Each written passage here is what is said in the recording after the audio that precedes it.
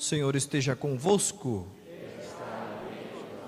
Proclamação do Evangelho de Jesus Cristo segundo Marcos.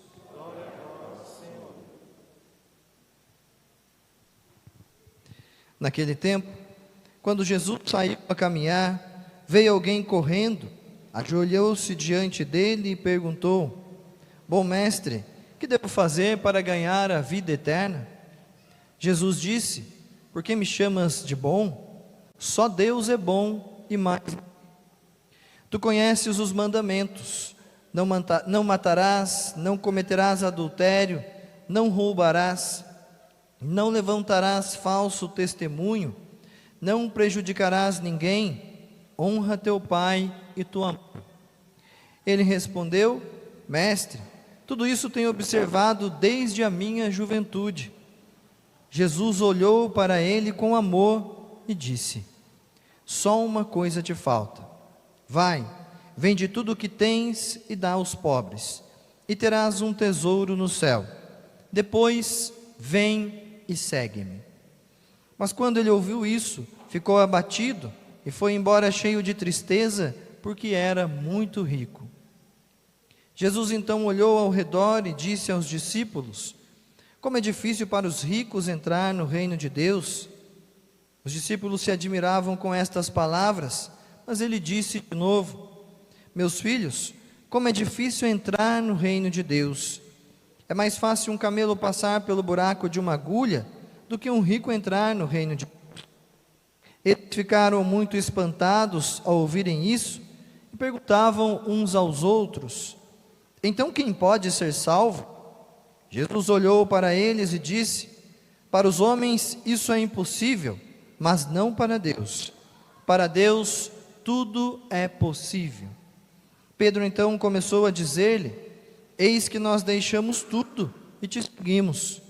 Jesus respondeu: Em verdade vos digo, quem tiver deixado casa, irmãos, irmãs, mãe, pai, filhos, campos, por causa de mim e do Evangelho, receberá 100 vezes mais agora, durante esta vida, casa, irmãos, irmãs, mães, filhos e campos, com perseguições, e no mundo futuro, a vida eterna. Palavra da salvação. Nesse 28º domingo do tempo comum, nós temos um tema que é recorrente. E é interessante perceber porque alguns temas vão e vêm. Por quê? Porque o Senhor sabe muito bem que nós somos cabeça duras, não é verdade? Não era só o povo de Deus que caminhava no deserto, que era um povo chamado, inclusive na Sagrada Escritura, de cabeça dura. Nós também, e pior ainda, um coração mais duro que a nossa cabeça. Por isso que muitas vezes esses temas vão e vêm, porque para que se cumpra aquele ditado que diz: água mole em pedra dura, tanto bate até que fura. Então a palavra de Deus vai vindo várias e várias vezes, vai se chocando contra o nosso coração, duro muitas vezes, coração de pedra, como a palavra de Deus vem nos dizer, até que faça algumas rachaduras, e aos poucos essa rachadura vá se quebrando, e aí a palavra de Deus possa de fato penetrar no nosso coração, e possa transformá-lo, moldá-lo, segundo a vontade de Deus. O tema então de hoje é o tema da sabedoria divina. É interessante perceber na primeira leitura, livro de sabedoria, que o autor do livro da sabedoria, ele nos traz já um exemplo: Salomão. Então, a leitura de hoje nos recorda do dia em que Salomão ia se tornar um rei. Normalmente, para um rei, tanto naquele tempo, quanto em diversos outros momentos da história, o rei, o que é que ele queria ser? Queria ser poderoso, queria ser um rei famoso, que seu nome ficasse pela história, fosse glorificado por toda a história, se lembrado em todos os momentos. Também, é claro, queria ser rico, para poder fazer o que ele quiser. Salomão, acima de Deus, e o que é que ele pede? Ele mesmo vai dizer: eu não quero nada dessas coisas. O que eu quero é a sabedoria divina, para poder governar, para poder cuidar do povo que o Senhor me confia. Esta sabedoria divina, essa sabedoria divina que está inclusive por detrás de tudo aquilo que Salomão acabou recebendo. Perceba, no reinado de Salomão, o reino de Israel alcançou o auge do seu poder, o auge da sua riqueza, e Salomão se tornou famoso por toda a história. Quem já não ouviu falar do rei Salomão? Mas interessante, ele não buscou isso, ele buscou a sabedoria.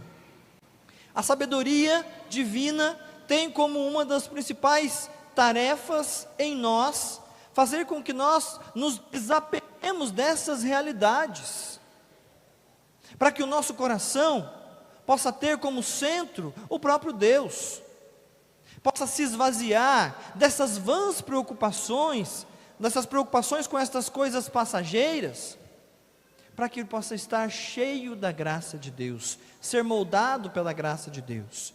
Quando nós buscamos, por exemplo, a fama, o que acontece conosco? Nós muitas vezes ficamos com o coração preocupado com isso. É verdade ou não é? Veja, você pega esses que agora dizem que são influencers, não é isso? Sou um influenciador digital.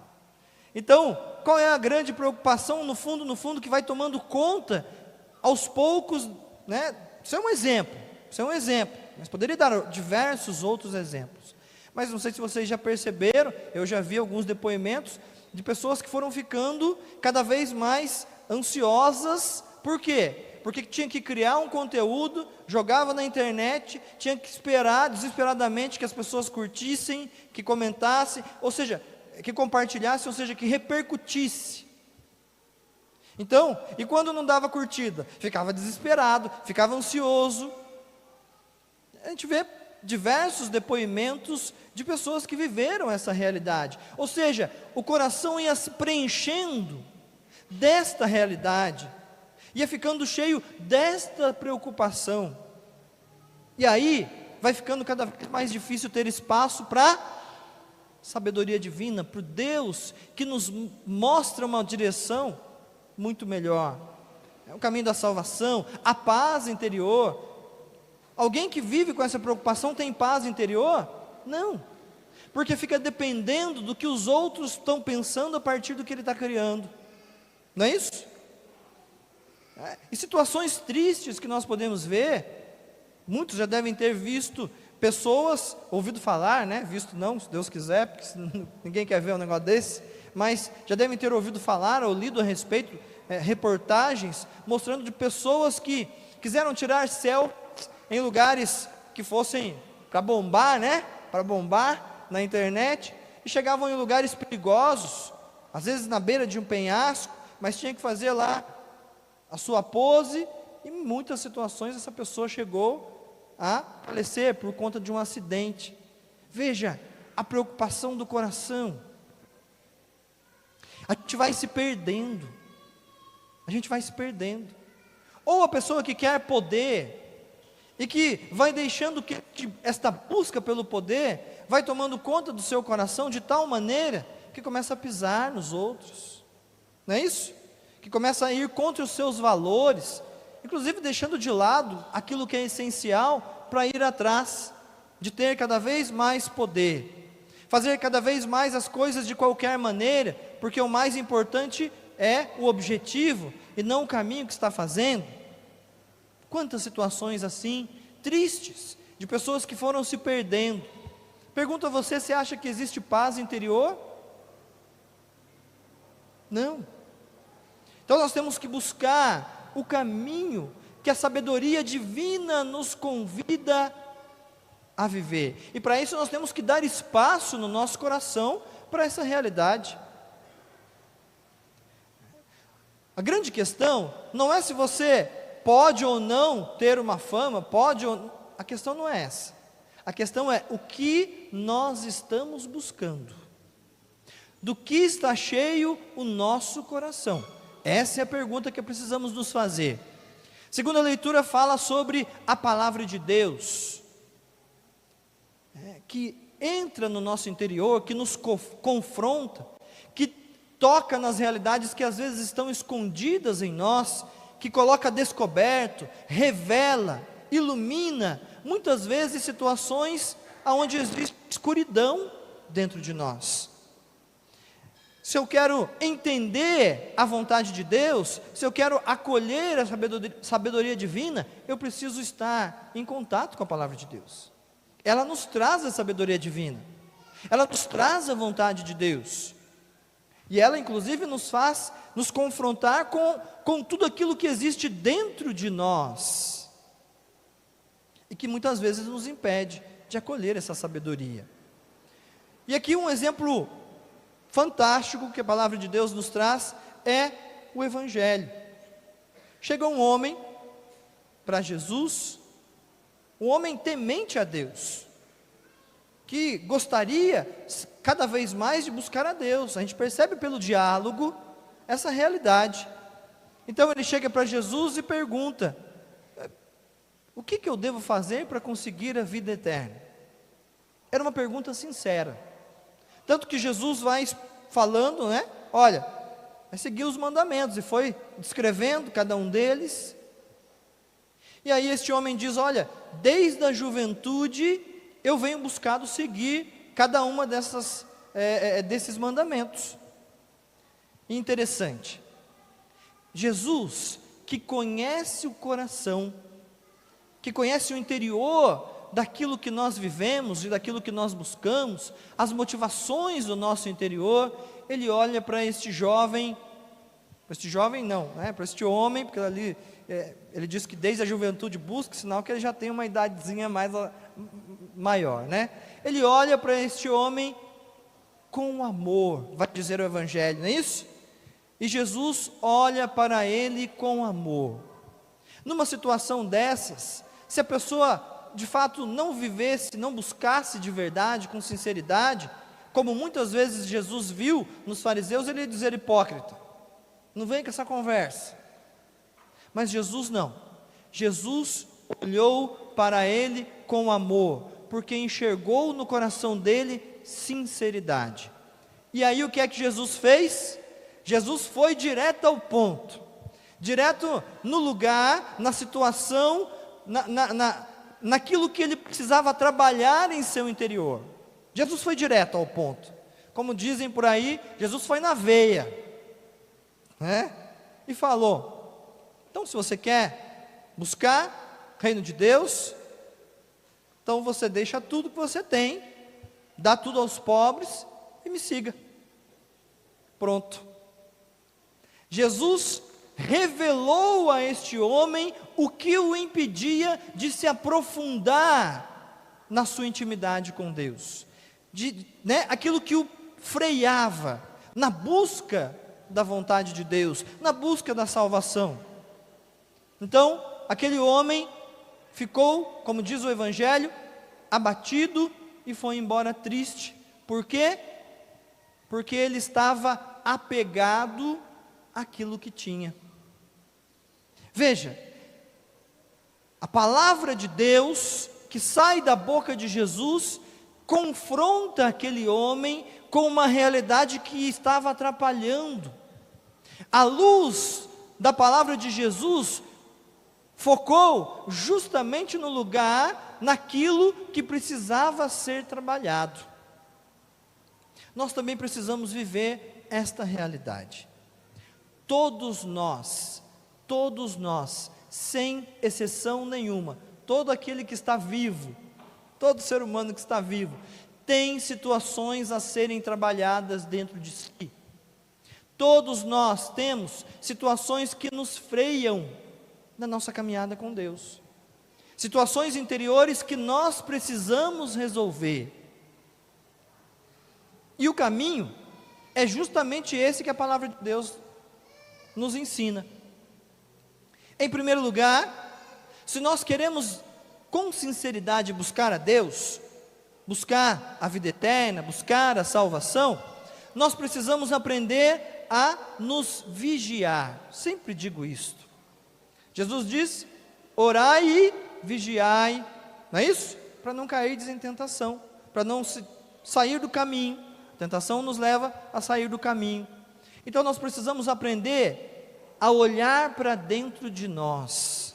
Nós precisamos aprender a nos observar e perceber aquilo que nós sentimos, os pensamentos que passam pela nossa cabeça, as reações que nós... Por que eu tenho essa reação?